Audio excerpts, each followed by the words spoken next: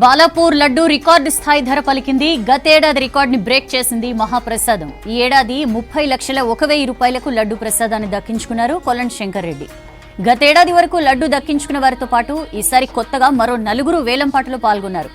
కొత్తగా వేలంపాటలో నమోదు చేసుకున్న వారిలోని కొల్లంటి శంకర్ రెడ్డికి బాలాపూర్ గణనాథుడి లడ్డు దక్కింది. ఇక లాస్ట్ ఇయర్ లడ్డు 27 లక్షలు పలకగా ఈసారి 30,01,000 రూపాయలకు లడ్డును దక్కించుకున్నారు కొల్లంటి శంకర్ రెడ్డి. నిర్వికారాయ గణేశాయ విఘ్నేశ్వరాయ నమః ఏకదంతాయ నిర్వికారాయ గణేశాయ విఘ్నేశ్వరాయ నమః ఏకదంతాయ విఘ్నేశ్వరాయ నమః.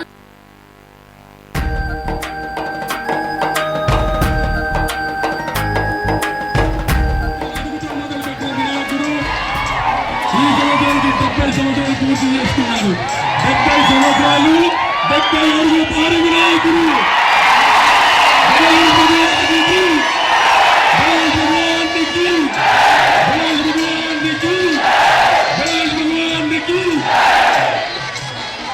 గణేష్ నవరాత్రిలో సపోర్ట్ చేసినటువంటి ప్రతి ఒక్క అధికారికి, ప్రతి ఒక్క డిపార్ట్మెంట్ వారికి అందరికీ పేరు పేరు ధన్యవాదాలు. గణేష్ భగవానికి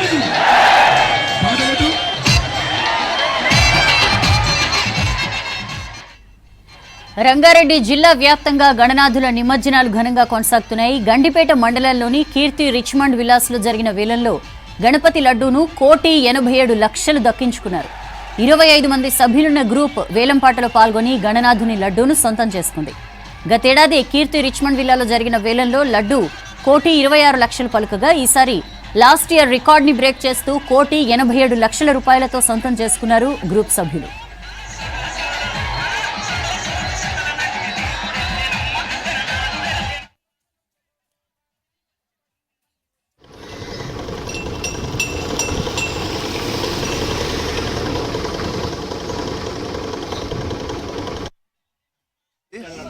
లడ్డు ఇప్పుడు అన్ని ఇండ్లలో పంచుతామండి. 1,87 lakhs అండి.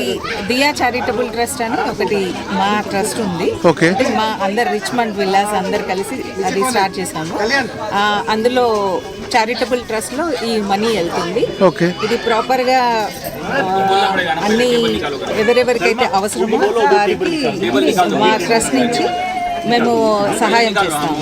స్టార్టింగ్ 25,000 తోటి స్టార్ట్ అయింది. ఈ రోజు 1,87,00,000 వరకు. దియా చారిటబుల్ ట్రస్ట్ అనేసి ఒక ట్రస్ట్ని క్రియేట్ చేశాము. ఆ ట్రస్ట్లో మేమందరం మెంబర్స్ అయ్యాము. అయ్యి ఎవ్రీ ఇయర్ ఇట్లా గణేష్ ఉత్సవం అన్నప్పుడు ఒక లడ్డూని ఆప్షన్ వేసి ఒక 4 గ్రూపులుగా డివైడ్ అయ్యి 4 గ్రూపులము పోటాపోటీగా ఈ ఆప్షన్లో పార్టిసిపేట్ చేస్తూ మేము ఏదైతే కమిట్మెంట్ ఇస్తున్నామో ఆ అమౌంట్స్ అందరూ కలిసి ఆ అమౌంట్ని కంట్రిబ్యూట్ చేస్తారు ఈ ట్రస్ట్కి. అంతేగాని ఒక మనిషి ఒక ఇండివిజువల్గా కొనడం అంటూ ఉండదు. ఇదంతా కూడా చారిటీ యాక్టివిటీస్కే వాడతాం. ఈ చారిటీ యాక్టివిటీస్లో మేము పేద విద్యార్థులకి ఫీజు కట్టడము, తర్వాత మెడికల్ ఏదైనా ఎమర్జెన్సీస్ ఉంటే అవి ఇవ్వడము, ఒక 42 NGOస్ని మేము సపోర్ట్ చేస్తున్నాం. వాళ్ళకి కావాల్సిన ఆహార ధాన్యాలు కానివ్వండి, మెడిసిన్స్ కానివ్వండి, వృద్ధాశ్రమాలు కానివ్వండి, వాటికి మేము వాళ్ళకి కావాల్సిన బేసిక్ రిక్వైర్మెంట్స్ అన్ని పూర్తి చేస్తాం.